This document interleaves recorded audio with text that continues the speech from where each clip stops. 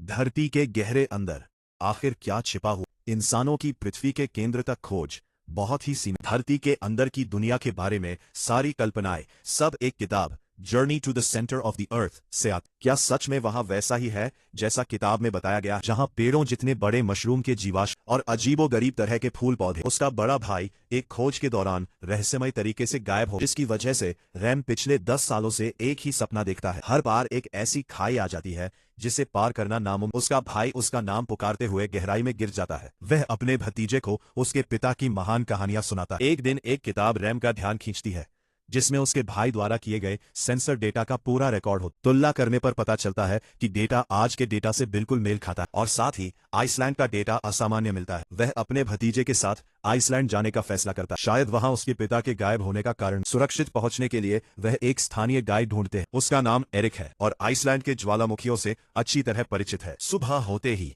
वह दोनों को लेकर निकल पड़ता। वे जल्दी ही उस जगह पहुंच जाते हैं जहां सेंसर लगाए। वहां 10 साल से ज्यादा का डेटा मौजूद होता है, जिसकी कीमत अनमोल है। एरिक जल्दी से शॉन को लेकर गुफा में छिप जाता है, लेकिन रैम हार मानने को तैयार नहीं। पूरी ताकत से सेंसर निकालने की कोशिश करता है और अचानक कई बिजली गिरने लगती है कि तीनों बच निकलते हैं, लेकिन गिरते पत्थरों ने गुफा का रास्ता बंद। होश में आने के बाद उनके पास कोई रास्ता नहीं। वे अपने उपकरण पहनकर बाहर निकलने का रास्ता ढूंढते हैं। अंधेरी गुफा बहुत जटिल और उलझी हुई होती है। कुछ देर बाद उन्हें एक छोड़ी हुई खदान मिलती है। यह उनके लिए अच्छी खबर होती है, क्योंकि खदान का मतलब है बाहर निकलने का रास्ता। इससे वे गुफा से निकल सकते हैं। बिना समय गंवाए वे रस्सी के सहारे नीचे उतरते हैं।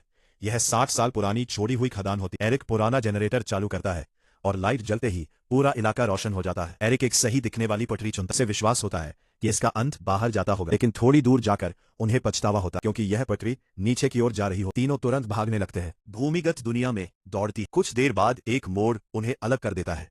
रैम देखता है कि एरिक के आगे रास्ता खत्म हो गया है। खतरे के समय एरिक छलांग लगा देता और रैम की तरफ आ जाता, लेकिन उनकी गाड़ी भी उसी समस्या में फंस जाती। एरिक जल्दी से रस्सी से रैम को बांधता और भाले वाली तरफ पार्ट 2 के लिए सब्सक्राइब कीजिए।